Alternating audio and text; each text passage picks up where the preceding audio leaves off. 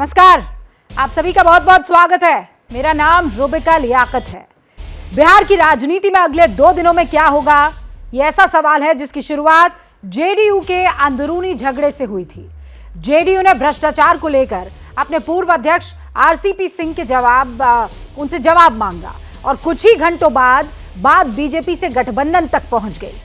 हमें सूत्र ये बता रहे हैं कि जेडीयू के कुछ विधायक आरसीपी सिंह के संपर्क में है। दूसरी तरफ नीतीश कुमार भी अपने नए सियासी पार्टनर की तलाश शुरू कर चुके हैं, क्योंकि सूत्र ये कह रहे हैं कि नीतीश कुमार ने कांग्रेस अध्यक्ष सोनिया गांधी से कांटेक्ट किया है, संपर्क साधा है। इसी सियासी उठापटक के बीच कल जेडीयू के सांसदों और विधायकों की बैठक बुलाई गई है। सिर्फ जेडीयू नहीं बल्कि आरजेडी और कांग्रेस ने भी अपने विधायकों को पटना बुलाया है। ऐसे में कल का दिन बिहार की सियासत में बड़े बदलाव का संकेत दे रहा है और ये बड़ा बदलाव क्या होगा, आज इसी पर चर्चा है। सवाल यह है कि जिस नीतीश कुमार ने ठीक 5 साल पहले 2017 में सारी कड़वाहट को भुलाकर बीजेपी के साथ फिर से हाथ मिलाया था, जिस नीतीश कुमार ने 2019 का लोकसभा चुनाव बीजेपी के साथ मिलकर लड़ा था, जिस नीतीश कुमार ने 2020 में तमाम राजनीतिक पंडितों को गलत साबित कर जीत हासिल की थी, उसी नीतीश कुमार को बीजेपी ने जूनियर पार्टनर होने के बावजूद सीएम की कुर्सी सौंपी थी। जिस नीतीश कुमार के साथ बीजेपी ने 2024 और 2025 का चुनाव लड़ने का ऐलान किया है, वो नीतीश कुमार क्या अब बीजेपी से गठबंधन तोड़ने की तरफ जा रहे हैं, और अगर ऐसा है तो क्यों? आज की हुंकार इसी मुद्दे पर। सारे खास मेहमान हमारे साथ जुड़ चुके हैं। आपसे तारुफ करवा देती हूं, माधव आनंद साहब हमारे साथ जुड़ चुके हैं, जो कि प्रवक्ता हैं जेडीयू के। शिवम त्यागी स्टूडियो में हमारे साथ, राजनीतिक विश्लेषक। राजू तिवारी अध्यक्ष है एलजेपी, हमारे साथ अब से कुछ ही देर में वो जुड़ेंगे बिहार से। अनिल सहनी साहब विधायक है आरजेडी के, वो भी कुछ देर में हमारे साथ जुड़ेंगे। प्रदीप सिंह वरिष्ठ पत्रकार स्क्रीन पर आपको दिखाई दे रहे हैं। अंशुल अभिजीत हमारे साथ जुड़ चुके हैं, जो कि प्रवक्ता हैं कांग्रेस के। आप सभी का बहुत बहुत स्वागत है। माधव आनंद जी, खेला होने को है क्या?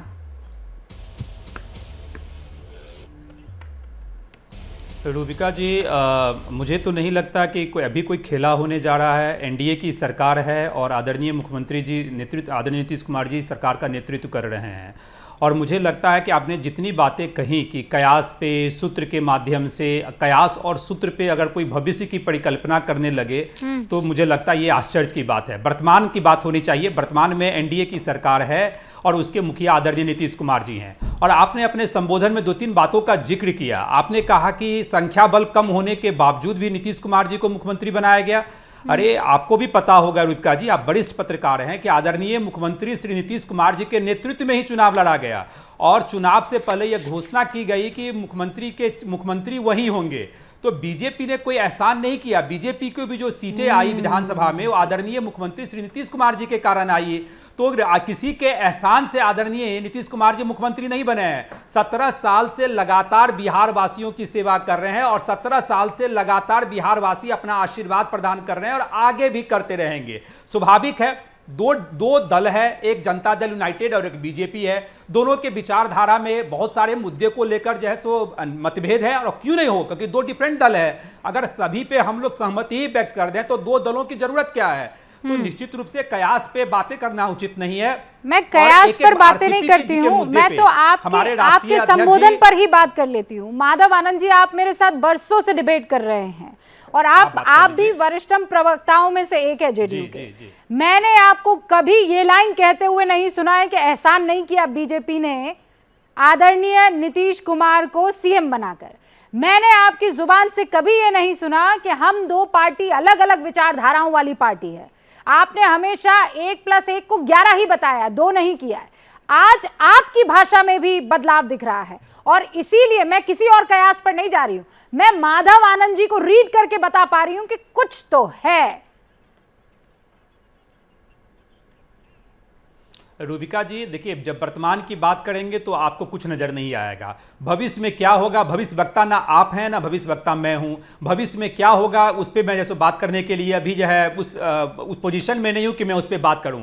हाँ, आदरणीय राष्ट्रीय अध्यक्ष जी ने कल जो है प्रेस कॉन्फ्रेंस के माध्यम से जिन बातों को जिक्र किया और हमारे पार्लियामेंट्री बोर्ड के अध्यक्ष उपेंद्र कुशवाहा जी ने आज जो जैसे मीडिया के सामने जो बातें अच्छा, कही, कल अगर उस पे कोई नीतीश प्रश्न कुमार पूछना हो जी तो मैं बैठक निश्चित कर रूप रहे से हैं कि जवाब नहीं देने कर के रहे लिए हैं? तैयार अपने हूं। विधायकों संग, अपने सांसदों संग, अपने बाकी तमाम पदाधिकारियों संग कर रहे हैं ना बैठक?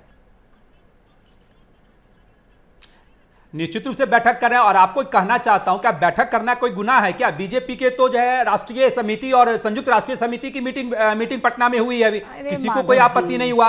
अरे बैठक, और हमारे शिक्षा मंत्री जी कितना ने भी छिपा कुछ देर पाएंगे? पहले कुछ तो चल रहा है ना, आप यही कह दीजिए कि हाँ कुछ चल रहा है पर नहीं बोल पाऊंगा। बहन, आज की तारीख में सवाल ना करो तो बेहतर होगा। मैं समझ जाऊंगी, इतना तो अंडरस्टैंडिंग हो सकती है हमारी। माधव आनंद जी, बस मैं ठीक है, मैं सुनिए, मैं अपने सवालों को भी ब्रेक देती हूँ, आपको भी कुछ और बहाने माधव जी मिल जाएंगे तब तक बीच में। मैं ब्रेक ले लेती हूँ, फिर लौटती हूँ, फिर इस पर चर्चा करते हैं। लौटेंगे जल्दी।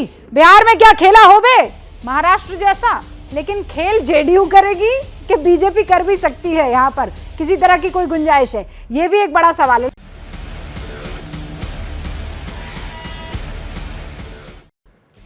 स्वागत है आप सभी का। पार्टनर का प्लान क्या है? और पार्टनर से मेरे माने हैं वो एकदम वहां एक्सट्रीम में जो फोटो लगी हुई है ना, नीतीश कुमार साहब की मैं बात कर रही हूं। बिहार में गठबंधन को लेकर जेडीयू विधायक गोपाल मंडल ने बड़ा बयान दे दिया है। गोपाल मंडल ने कहा है कि बिहार में भूचाल आएगा।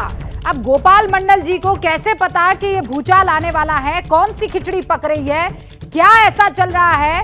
वो ये कह रहे हैं कि बिहार में भूचाल आने वाला है। सभी विधायक 8 बजे तक पटना बुला लिए गए हैं। ये बात भी गोपाल जी की तरफ से ही कही गई है, लेकिन वो इस बात को लेकर आश्वस्त है कि बिहार के सियासी घमासान पर भूचाल आने को है। सुनिए। बात यह है, फेरबदल हो कि नहीं हो, लेकिन हम लोग को पार्टी के आला कमान ने ये आदेश किया है, आज रात तक 8 बजे रात तक आपको पटना में रहना है। अब कल बैठक में क्या होती है मैं ये नहीं कह सकता हूँ, जरूर लगता है कुछ न कुछ भूचाल आएगा। अरे गठबंधन से संतुष्ट रहिए ना, अभी तक तो गठबंधन में है। आरजेडी के लोग भी अपने विधायक को, सारे विधायकों को रखा है रोक के। कल बैठक है, बैठक में क्या निर्णय लेती है तो उसके बाद ना। तो सुन लिया आपने। माधव आनंद जी प्रवक्ता जेडीयू के हमारे साथ बने हुए हैं, शिवम त्यागी भी हैं, राजू तिवारी अध्यक्ष एलजेपी रामविलास पार्टी के बिहार से जुड़े हमारे साथ, अनिल सैनी साहब आरजेडी के विधायक हमारे साथ जुड़े हुए हैं, प्रदीप सिंह साहब और अंशुल अभिजीत जो कि प्रवक्ता हैं कांग्रेस के, हमारे साथ बने हुए हैं। प्रदीप जी, क्या खबर आपको इस सारे उठापटक से नजर आ रही है? बहुत बड़ा भूचाल आने वाला है, यानी गठबंधन में गांठ? नहीं, गठबंधन में गांठ नहीं, गांठ तो लगती है तो बात मतभेद की होती है, दरार।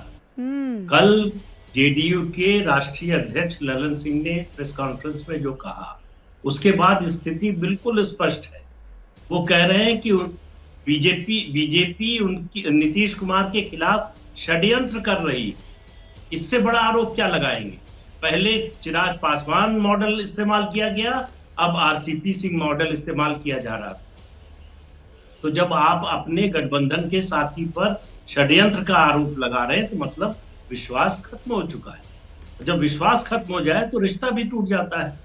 दोनों पार्टियों ने, आरजेडी और जेडीयू ने अपने अपने विधायकों की बैठक बुला ली है। तो आप 13 याद कर लीजिए, 17 याद कर लीजिए, 22 में भी वही होने जा रहा है। दोनों पार्टियों की बैठक होगी, नई सरकार बनने जा रही है। तो जेडीयू, आरजेडी और कांग्रेस की सरकार बनने जा रही है, ये स्पष्ट दिखाई दे रहा है। ये जो बातें कही जा रही कि अभी गठबंधन बना हुआ है, अभी कहां अलग हुए, ये सब बातें जब तक दोनों दलों की बैठक नहीं हो जाती और नीतीश कुमार राज्यपाल के पास चिट्ठी लेकर नहीं जाते, तब तक के लिए हैं। उसके बाद ये आप देखिए, ये सारे स्वर बदल जाए सबके सब। नहीं, वो उसमें हल्का फुल्का चेंज तो रंगों में साफ तौर पर दिखाई दे रहा है। अंशुल जी भी हमारे साथ बने हुए हैं। अंशुल भाई, आपको मुबारकबाद दे दूं मैं, 17 विधायकों के साथ बनी बिहार में कांग्रेस की सरकार, हेडलाइंस के साथ। माफ कीजिएगा, 19 नहीं, देखिए 2 विधायक कम थे। माफी। नहीं, कोई बात नहीं। लेकिन मैं ये कहूंगा कि जो भी भाजपा के खिलाफ है, जो मुखालिफत करता है, जो इनके विरोध में जाता है, कोई भी वजह हो, उनकी अंदरूनी मामलात हैं। और इसका सृजन तो बहुत पहले हुआ था।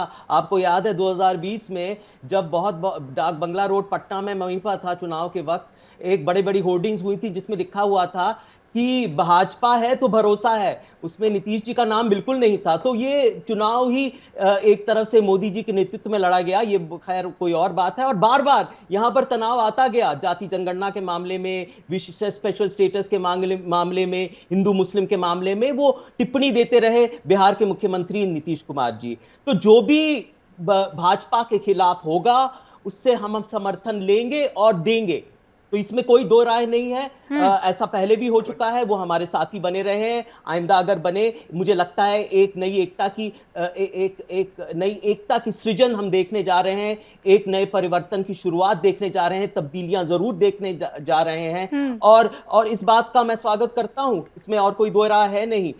जो भाजपा की जो सियासत है वो आपके सामने है, उनकी जो राजनीति है, जो ध्रुवीकरण की राजनीति है, उसके हम खिलाफ हैं। जो यहाँ पर जो तब्दीलियां हो रही हैं, ध्रुवीकरण के खिलाफ है, उनकी राजनीति के खिलाफ है, लेकिन उनके इतने बरसों से रहे साथी के साथ हैं। ये भी तो शानदार राजनीति है ना अंशुल साहब। रुक रही हूं मैं एक ब्रेक के लिए, आगे इस पर चर्चा करते हैं। लेकिन आप कह रहे हैं स्वागत है, गदगद कांग्रेस साफ तौर पर नजर आ रही है। नीतीश जी कहां टिके हैं, कहां पड़े हैं, आप वहां उस चक्कर में आ जाइए, कांग्रेस यहां खड़ी है नेक्स्ट वाली टक्कर में।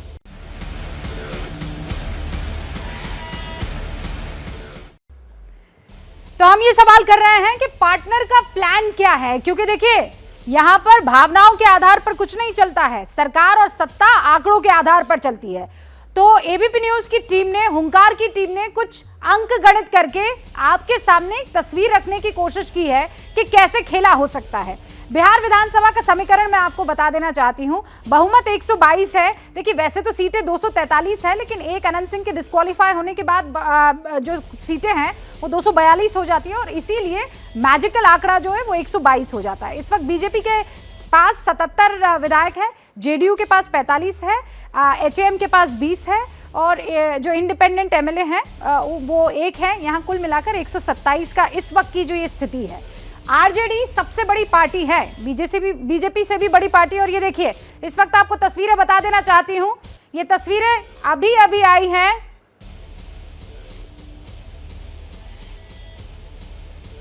और ये तस्वीरें हाव भाव समझने और बतलाने के लिए है। मैं आपको आगे का आंकड़ा समझाऊं उससे पहले हमारे साथ सहनी साहब जुड़ चुके हैं, आरजेडी के विधायक हैं, राज्यसभा सांसद भी रह चुके हैं, और हमारे साथ यहाँ स्टूडियो में आ चुके हैं। जरा उनसे बात कर ली जाए। तो क्या खबर मिल रही है विधायक जी, किसी तरह का कोई परिवर्तन आपको होता हुआ दिखाई दे रहा है? देखिए हम लोग तो अभी दिल्ली में हैं। हाँ। हम लोगों को कोई अभी इसके बारे में जानकारी नहीं है, आप लोगों को हमसे ज़्यादा जानकारी होगी। नहीं विधायक जी, सारी खबरें तो आपके पास होती हैं, लेकिन आप खबर ना देना चाहे तो कोई बात नहीं, लेकिन कुछ तो आपको लोगों के बयानों से, नेताओं के हाव भाव से समझ में आ ही रहा होगा। आजकल आपके साथ भी आपने जो कहा कि हाव भाव से कुछ नहीं होता है। कुछ नहीं, जो आप बोले कि संख्या का खेल है, अब संख्या के खेल में आप तो अच्छा समझा रहे थे, हमसे अच्छा बता रही थी। नहीं, लेकिन इफ्तार पार्टी में वो नज़दीकी दिखी थी, फिर लालू प्रसाद यादव से मुलाकात करने के लिए नीतीश कुमार गए थे। अब वो शिष्टाचार आप कह सकते हैं, जातीय जो गणना थी उसे लेकर दोनों एकदम साथ और करीब नजर आए सैनी साहब, और फिर अग्निपथ के खिलाफ जेडीयू थी और आपकी पार्टी आरजेडी भी थी। तो इसीलिए मैं वो समझने की कोशिश कर रही हूँ कि क्या ऐसे कोई चांसेस हैं, देखिए हो सकते हैं? कोई चांस के बारे में अभी हमें जानकारी नहीं है, और आपको बता दें कि दूरिया नज़दीकी तो राजनीति में बनता ही रहता है। हाँ। ये राजनीति का संभावना का खेल है। इस संभावना के खेल में जो है सो आगे क्या होगा देखिए, 1-2 दिन में पता चलेगा। 1-2 दिन में लेकिन खेल पता लग जाएगा, ये क्लियर है। हाँ, तो आने वाला समय भी बताएगा ना कि क्या होने वाला है। ये समय आप लोगों को बड़ा बचा लेता है सर, ये समय के पीछे जो आप लोगों की बराबर समय की बात नहीं है, बराबर बचाने की बात भी नहीं है। और यहाँ पर जो जिस प्रकार का मान लीजिए कि जो अभी राजनीति बिहार में हुई है, हाँ, उस पर हम लोग का नज़र है, और इसके लिए हम लोग ज़्यादा परेशान भी नहीं है। लेकिन आपको, आपके लिए, आपकी पार्टी के लिए आने वाला टाइम ठीक दिख रहा है? पार्टी के लिए तो हमारा टाइम ठीक चल ही रहा है, सब चीज़ ठीक है। सबसे ज़्यादा बड़ी पार्टी हम है। तो मुख्यमंत्री फिर आप ही की पार्टी से होना चाहिए, इस लिहाज से तो ये स्वाभाविक है। होना ही चाहिए, मतलब कोई आपके पास आए तो ये समझ कर आए कि मुख्यमंत्री आपकी पार्टी का होगा। ये तो स्वाभाविक है कि सबसे बड़ी पार्टी है तो सबसे बड़ा पद भी तो होना चाहिए। नहीं, पर ये ये अस्वाभाविक था जब जेडीयू और बीजेपी का गठबंधन हुआ। बीजेपी सबसे बड़ी पार्टी थी, लेकिन जेडीयू के नीतीश कुमार मुख्यमंत्री बने। इससे पहले भी तो 15 में सबसे बड़ी पार्टी हम लोग थे। हाँ, राजद ही सबसे बड़ी पार्टी थी 2015 में। हाँ, हमसे छोटी पार्टी जनता दल यू थी उस समय, तो उस समय भी तो नीतीश जी को माना गया था मुख्यमंत्री बने थे। तो ये नीतीश जी बड़े किस्मत वाले हैं इस लिहाज से। तो शिवम त्यागी, सैनी साहब पत्ते नहीं खोल रहे हैं, लेकिन अब आप समझ रहे हैं तो समझ जाइए, नहीं तो फिर समय बताएगा। बदले बदले से मेरे सरकार नजर आते हैं, घर की बर्बादी के आसार नजर आते हैं। डूबे रहते थे मेरे प्यार में जो शामो शहर, मेरे चेहरे से नहीं हटती थी कभी जिनकी नज़र, मेरी सूरत से बेजार नजर आते हैं और घर की बर्बादी के आसार नजर आते हैं। आज कह रहे हैं माधव आनंद बैठकर कि हमारे ऊपर एहसान थोड़ी ना किया था जब हम छोटी पार्टी थे और मुख्यमंत्री बनाकर, या फिर केंद्र में जब एमपी कम थे तो कोटा देकर और उनको आगे लाकर एहसान थोड़ी ना किया था। बहरहाल राजनीति एहसान का तो क्षेत्र है ही नहीं। ये तो मुझे लगता है कहीं ना कहीं सामंजस्यवादी सोच का ही एक नतीजा होता है। और आपने जो कहा कि वो बड़ा अस्वाभाविक था नीतीश जी को बनाना, असाधारण लोग यानी कि श्री नरेंद्र मोदी जी जैसे असाधारण लोग और असाधारण पार्टी ही अस्वाभाविक डिसीजन ले सकते हैं, शायद इतना हर किसी के पास की और आसान नहीं है। जहां तक बात आपने कहा कि अब ये क्या हो रहा है, नहीं बोल रहे हैं, बता रहे हैं, मुझे लगता है अब इस बॉडी लैंग्वेज को समझने में किसी को शायद कोई परेशानी है नहीं। सारी चीजें देश के सामने है, जनता के सामने है, और जिस तरीके से बैठकों का दौर जारी है, बहरहाल सबको शुभकामनाएं। खेला आपने कहा कि होबे किसकी तरफ से होबे, क्या कैसे, वो तो समय ही बताएगा। लेकिन इतना जरूर है कि आज की जो स्थिति है वहां पर देखकर ये लग रहा है कि 1 या 2 दिन मुश्किल से अगर ये चीजें चल जाएं तो बहुत बड़ी बात होगी। राजू तिवारी भी हमारे साथ हैं, एलजेपी के अध्यक्ष हैं। राजू तिवारी जी, ये बताइए, आप लोग तो यही दुआएं कर रहे थे, उपवास भी रखे होंगे मेरे ख्याल से, व्रत भी रखे होंगे। डे 1 से जब चुनाव लड़ा जा रहा था तब से आप यही कह रहे थे कि ये सरकार लंबी नहीं चलेगी, लंबी नहीं चलेगी। आप जो हैं किसी भी कीमत पर कुर्सी उनसे छीन कर रहेंगे। कुर्सी नहीं, वो सरकार का जो गणित है वो बदल रहा है, कुर्सी वहीं पर है। नहीं, देखिए रूबिका जी, आप तो अभी आपकी बात हम सुन रहे हैं, सारी बात तो समझ में आ गया। हाँ। लेकिन एक मैं बता दूं, हम लोग कुर्सी खींचने के चक्कर में हमारे नेता आदरणीय चिराग पासवान नहीं रहते हैं।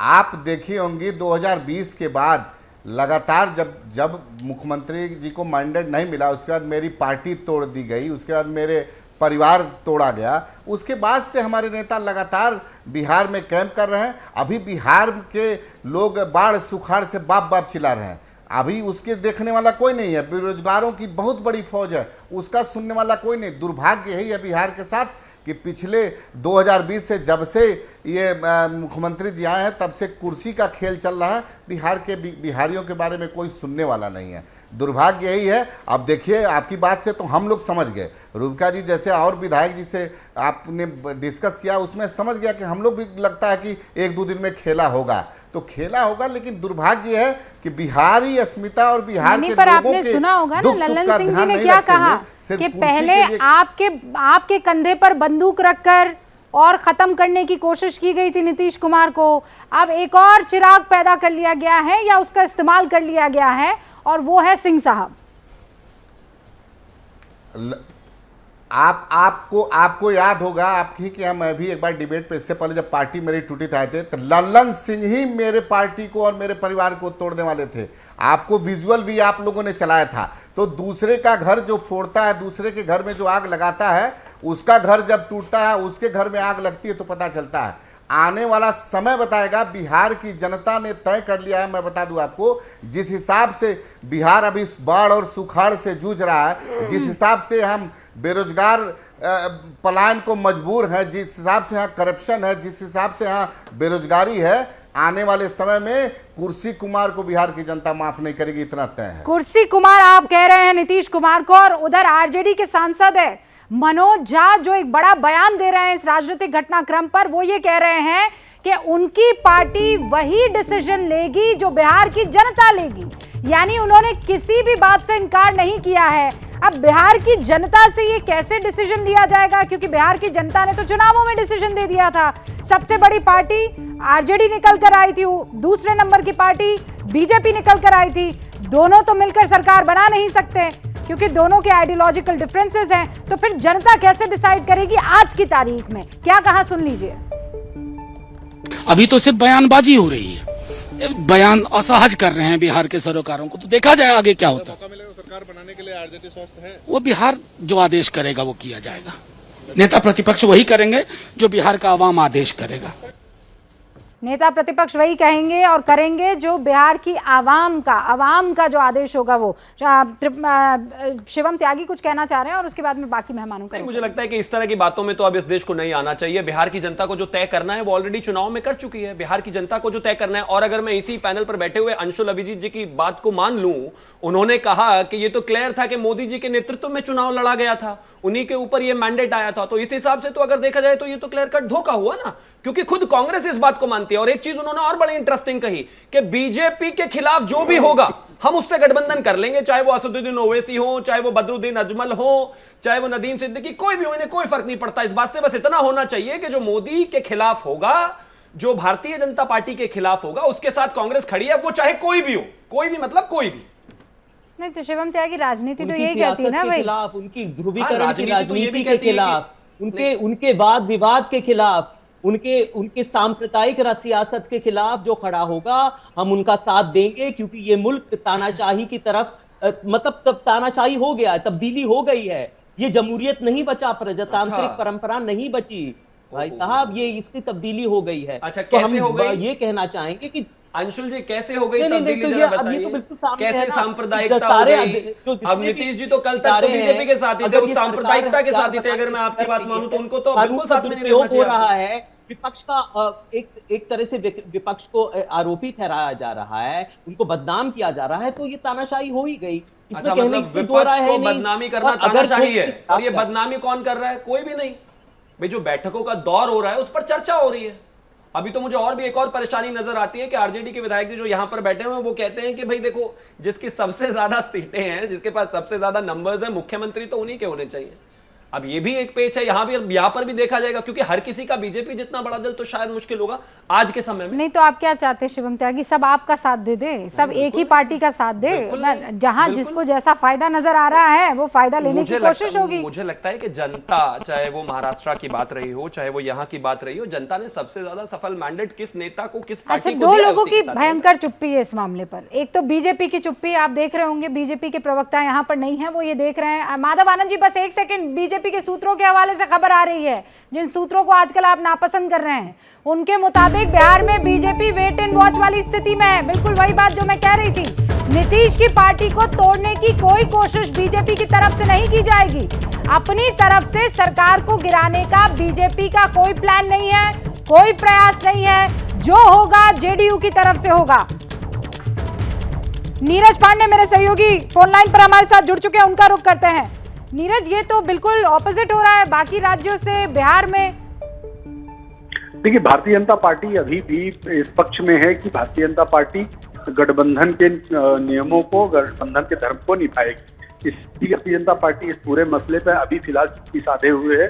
भाजपा के किसी भी बड़े नेता ने कोई भी बयानबाजी नहीं की है और सबको मना भी किया गया है कि फिलहाल जब तक कि जेडीयू अपना रुख स्पष्ट नहीं करती है तब तक कोई भी बयानबाजी नहीं होगी।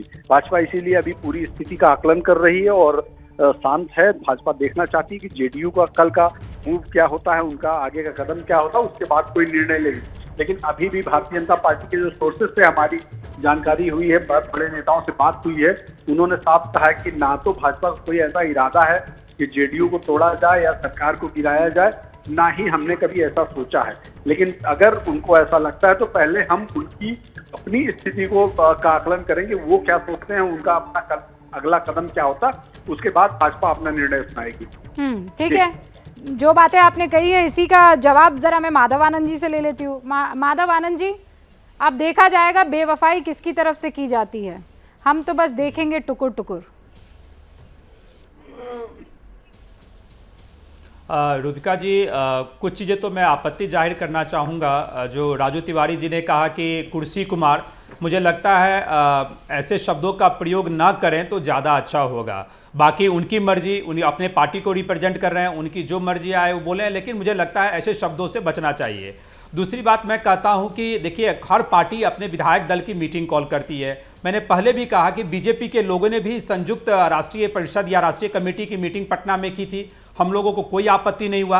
अगर हम लोग भी अपने विधानमंडल की मीटिंग कॉल कर रहे हैं, सांसदों की मीटिंग कॉल कर रहे हैं, जहां बहुत सारे ऐसे इश्यूज हैं जो हम लोगों को इंटरनली डिस्कस करना है, तो उसमें आपत्ति क्या?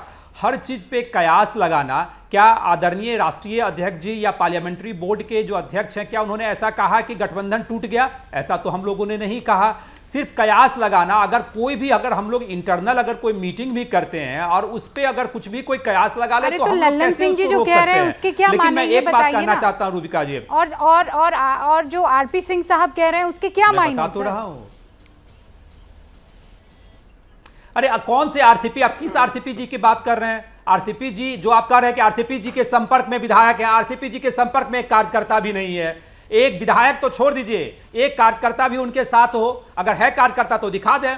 तो उसके लिए आरसीपी जी ना मेरे पार्टी में है, ना मैं उस पर बहस करना चाहता हूं। उनके जो आरोप रखे हैं, आरोप की जांच वो 2 दशकों तक नीतीश कुमार के बेहद करीबी रहे हैं।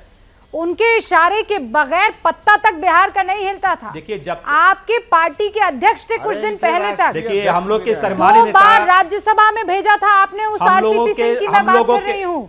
कैबिनेट मंत्री आपकी तरफ से बनाया गया था, उस आरसीपी सिंह की बात कर रही हूँ। और आज आप मुझसे पूछ रहे हो कौन आरसीपी सिंह?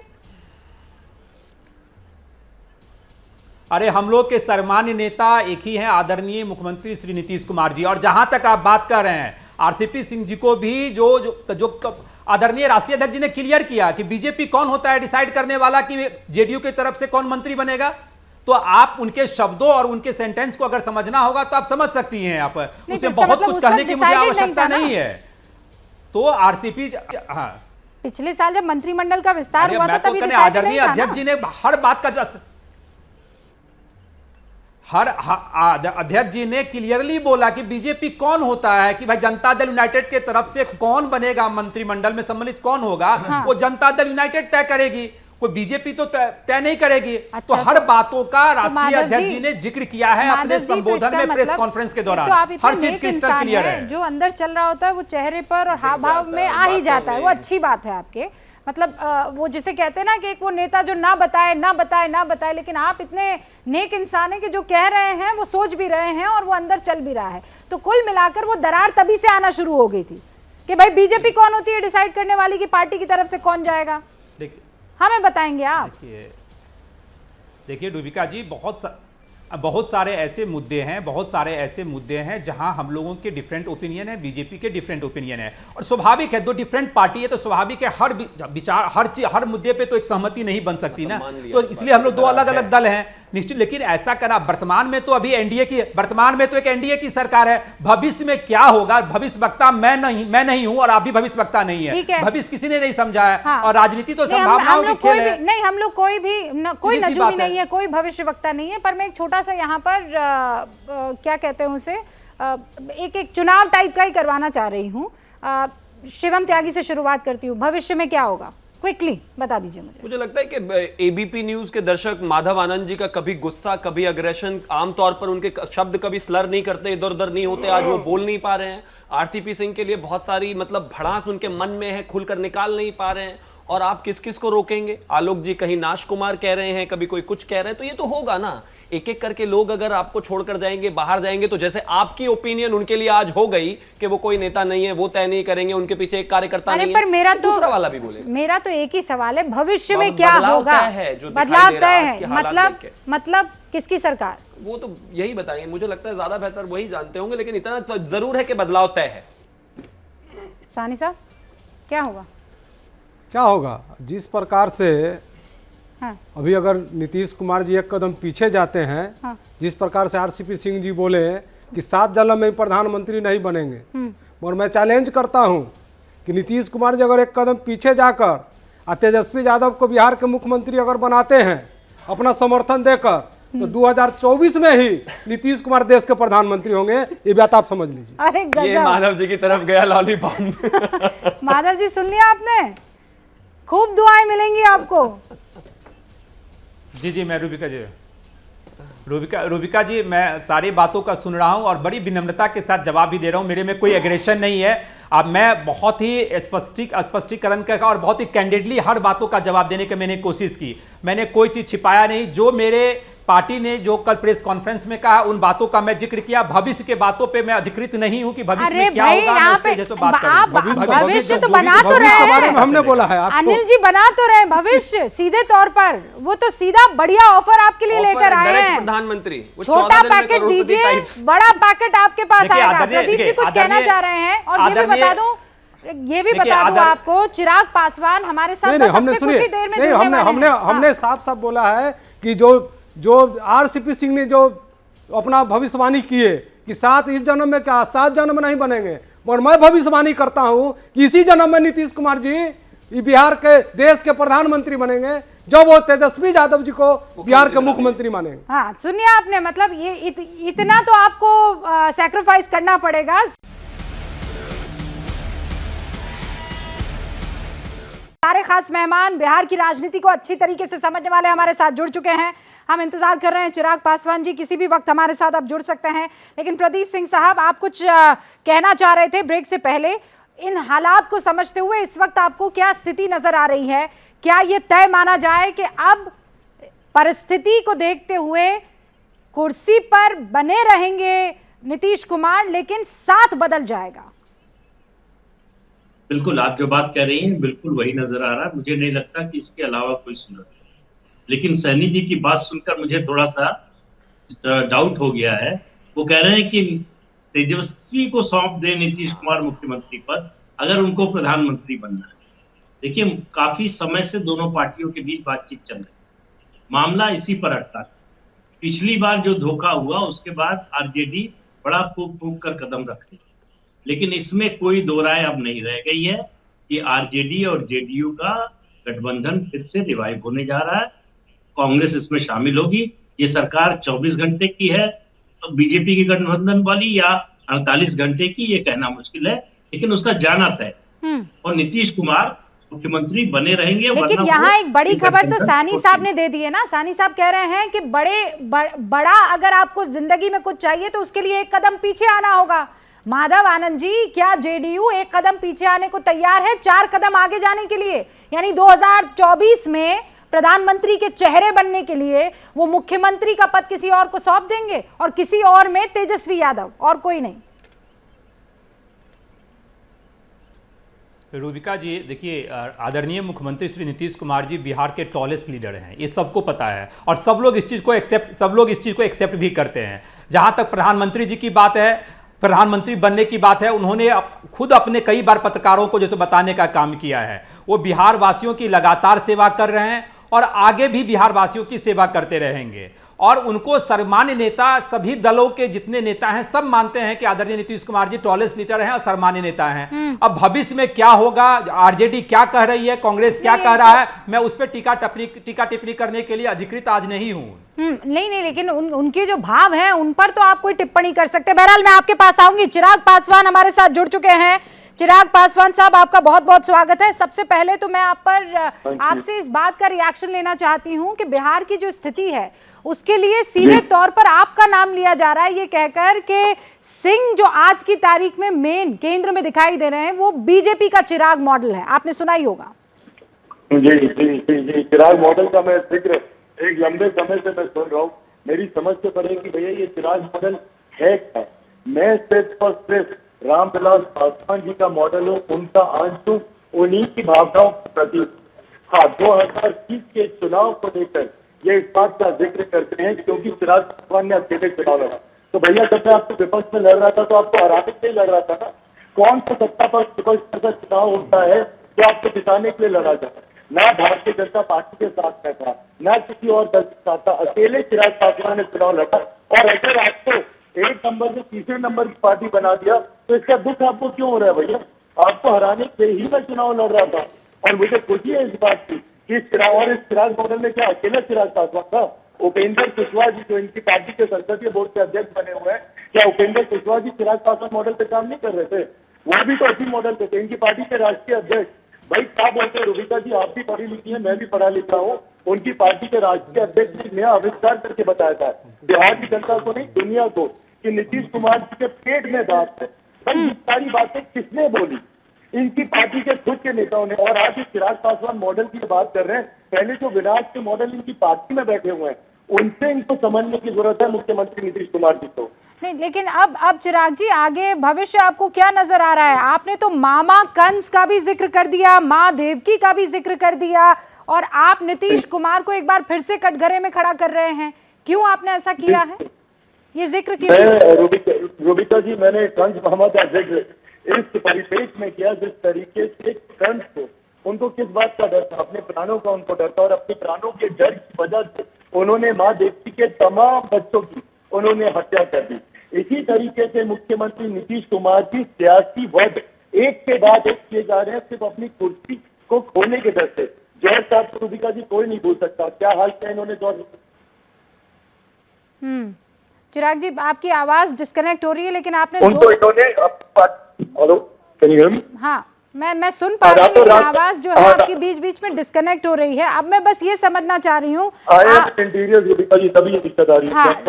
मैं बस आपसे आखिरी सवाल ये जानना चाहती हूँ, इसका जवाब जानना चाहती हूँ कि अगला मुख्यमंत्री अगर कोई फेरबदल होता है तो आप क्या, क्योंकि अनिल सैनी साहब यहाँ पर बैठे हुए हैं आरजेडी के विधायक, वो ये कह रहे हैं कि प्रधानमंत्री बन सकते हैं नीतीश कुमार अगर आरजेडी का मुख्यमंत्री बन जाए तेजस्वी यादव।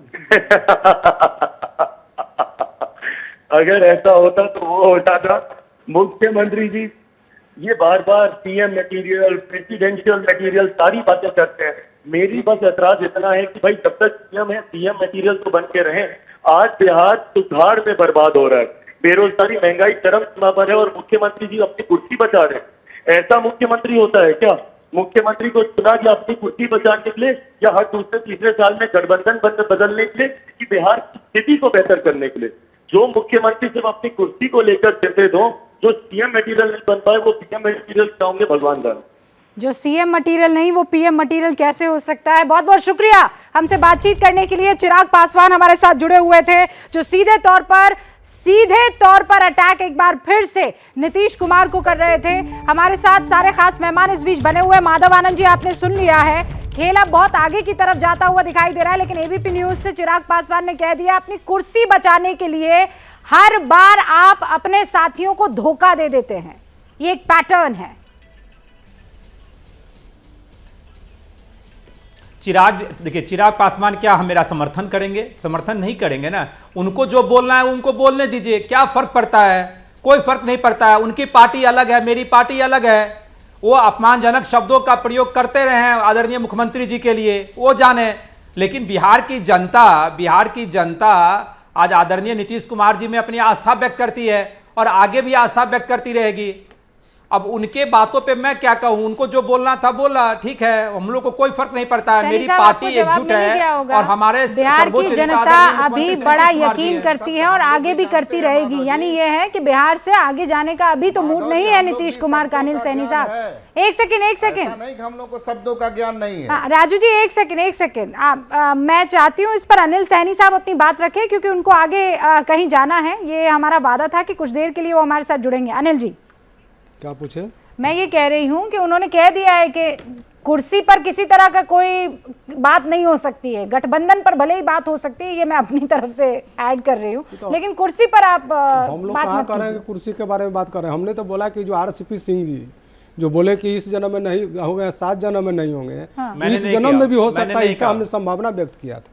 ये संभावना हो सकती है। अच्छा, आपकी बातचीत हो भी रही है जेडीयू से या नहीं? हम लोगों से काहे बात होगी? हम लोग से, हम तो अभी दिल्ली में हैं, हमसे काहे बात होगी? नहीं, आपकी पार्टी से इसकी जानकारी नहीं है हमें। सैनी साहब को इसकी जानकारी नहीं है? पक्का इसकी जानकारी आपको नहीं? सैनी साहब नहीं। लेकिन दिल आपका कह रहा है कि सीएम की कुर्सी तेजस्वी साहब के पास चली जानी चाहिए। वो नहीं, परिस्थिति बस होता है, ये सब कोई ऐसी थोड़ी कैसी कोई मुख्यमंत्री बन जाएंगे। नहीं सर, आपकी बातों के इशारे बड़े तगड़े हैं, वो चुभ सकते हैं। वो जो इशारे हैं ना, वो एकदम तीर की तरह चुभ सकते हैं। वो हमें तो नहीं, माधव आनंद जी को जरूर परेशानी हो सकती है।